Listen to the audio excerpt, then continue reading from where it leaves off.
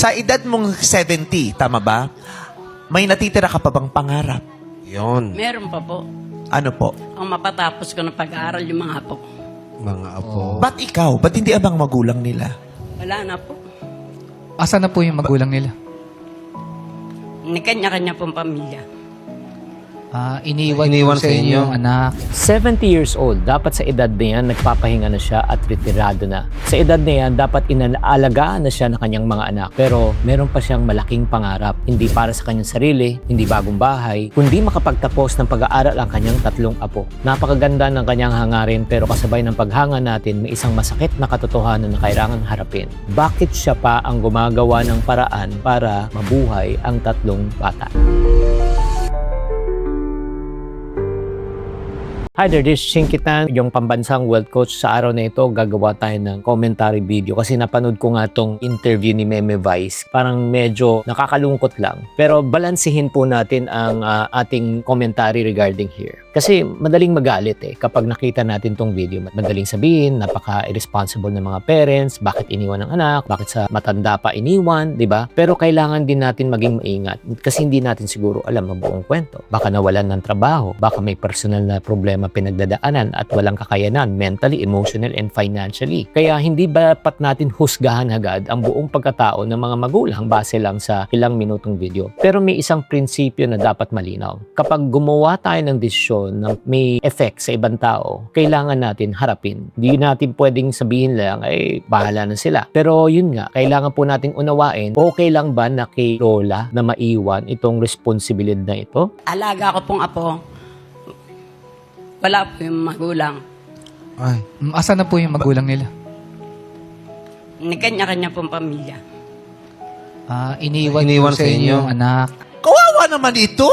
Oo. Oo, that's just so unfair. Oo nga. Diba? Tama, unfair na unfair talaga sa lola. Pero unfair din sa mga bata dahil isipin natin kung ano rin na nararamdaman ng mga bata habang lumalaki sila. Yun nga, iniisip nga nila, di ba, yung mga ibang klase nila may naghahatid, sumusundo, may kasama sa school program. Samantala sila, maaring nagtatanong sila, nasaan si mama papa nila? Bakit si lola ang kasama? Hindi ibig sabihin na kulang ang pagmamahal ni lola, pero minsan, yun nga, hahanapin pa rin Hindi lang tuition fee ang issue dito, kundi yung presence din at emotional security. I'm sure grabing pagmamahal sa inyo ng 3 yung apo.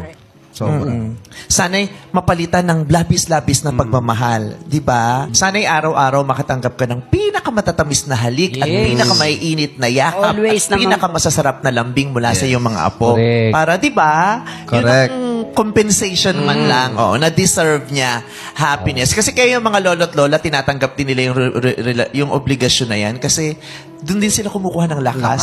Diba? Oo. Lakas at Correct. kaligayahan. Munting kaligayahan mula sa mga apo. Inspirasyon. Yes. Correct. Pero hindi dapat inaabuso iyon ng mga anak. Minsan pwede natin sabihin, total, kasama naman si lola, masaya naman si lola at mga bata. Totoo, maraming lolo at lola na gusto talaga mag-alaga ng apo. Pero yung responsibilidad ba, yung araw-araw na pangkain, baon, uniform, pamasahe, hindi lang kasi emotional needs ang pinag-uusapan yung gastos. Hello there mga kaipunaryos, gusto ko lang magbigay ng babala at paalala po sa inyo. Mag-ingat po kayo sa mga promotions na gumagamit po ng video ko na walang pahintulot. Lalo na kung may kinalaman to sa crypto, trading, online task opportunities, nag-aangkin na ako mismo ang ika nga ay parang nag-encourage mo nito para kayo kumita na mabilis. Nako, kami dito sa channel na ito ang layunin at magbigay ng edukasyon at hindi kami ika nga isasama sa mga ganun. Kaya sana maging maingat po kayo at huwag kayong basta-basta maniwala sa mga pangako na madaling kumita. Back to our regular programming. For a 70-year-old na talagang, syempre, frail ng katawan, mas mabilis na mapagod, mas mabilis na magkasakit, kailangan magpahinga. Hindi natin pwedeng gawing dahilan ng kabutihan ng lola na iiwan na talaga yung responsibilidad at obligasyon sa kanya. Alam mo, sa mga buhay, mayroon tayong mga desisyong nagagawang mali. Di ba? Hindi naman tayo perfect May mga nagagawa tayong desisyon. Pero make sure lahat ng desisyon mo, kailangan ikaw ang pumapasa. Yes. Tama man ito o mali.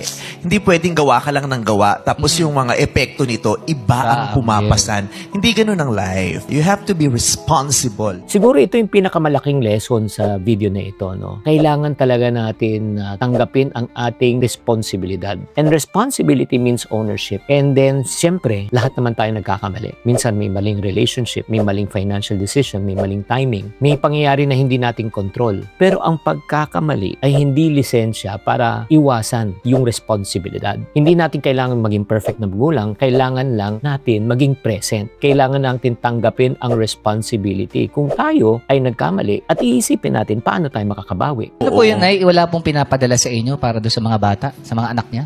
Puro pangako po. Oh. Oh, ako. Chat-chat. Sige na, magpapadala ako. Wala. Pero dito nga, nakwento nga, ito ang pinakamasakit, puro pangako. Magpapadala, sa sunod na sweldo, kapag nakaluwag, kapag nakahanap ng trabaho. Pero ano po ang realidad? Hindi nga napagbibigyan. Hindi nababayaran yung mga pagkain, yung mga pangailangan. So, other words, si Lola na talaga ang nagtatake ng responsibility. Kaya nga, nakikita talaga natin yung pait at the same time yung talagang commitment ni Lola na siya ang gumagawa ng paraan. Kaya kung may financial lesson dito tayong kailangan pag-usapan, kapag ang isang lolo o lola ang biglang naging pangunahing tagapagtaguyod ng mga apo, yun yung tanong eh. Saan ba manggagaling yung kanyang pambayad? Sa pension ba? Savings ba? May tulong ba? Uutangin ba? Nagsasakripisyo naman si lola kasi mahal naman niya kanyang mga apo. Yes, blessing ang mga apo. Totoo yan. Pero hindi ibig sabihin blessing din ang abandonment. Maganda ang sakripisyo kapag kusang binigay. Pero kung nagiging abuso na talagang iniiwan na yung responsibilidad, ibang usapan na ito. Pero kung sino man yung magulang, alam mo may pagkakataon ka pa, pwede kang bumawi bukas, Oo. di ba? Pwede mong unti-unting ituwid yung mga pagkakamali na yan. Hindi man pwedeng habang buhay irresponsable ka at unfair sa life, Correct. di ba? Pwede kang bumawi sa nanay mo at pwede kang bumawi dun sa mga anak mo at pwede mo yung simulan mamaya. Ikaw kapatid, na ikaw nakapanood nito right now, ano sa palagay mo ang dapat tamang reaksyon? At kung ikaw ay magulang at ikaw ay nagkamali, alam mo wala namang problema eh. Pwede namang ayusin to eh. Sana naman kung ano man yung mga pangangailangan ng mga bata, sana magawan ng paraan. At para sa mga lolo at lola sa ganitong sitwasyon, alam mo, saludo talaga kami sa inyo. Hindi namin minamaliit ang pagod nyo at alam namin na hindi madali ang ginagawa nyo. Ang pagpapalaki po ng apo ay hindi na responsibilidad ng mga lolo at lola. Ito ay dapat responsibilidad na ng mga kaniyang mga magulang. Kaya mga kapatid, sa tingin nyo, hanggang saan ba dapat tumulong ang lolo at lola sa pagpapalaki ng kanilang mga apo? At kailan na natin sabihin na umaabuso na ang paghingi ng tulong sa kanila? I-comment nyo naman yung sagot sa baba, pero pananatilihin natin na maayos at may respeto ang discussion. Again, ulitin ko, hindi natin alam ang punot dulo ng kwento na ito. One side lang ang narinig po natin. So again, thank you very much. I hope that we are enlightened. Hindi lang sapat na magpakita lang tayo ng pagmamahal. Kailangan ng ating presensya, kailangan ng ating suporta kung talagang may minamahal tayong mga anak. Chinky Tan, with over 6 million Facebook followers, 2.8 million YouTube subscribers, and 2.4 million TikTok fans, is now all out to share with you the most practical, simplest path to lasting wealth.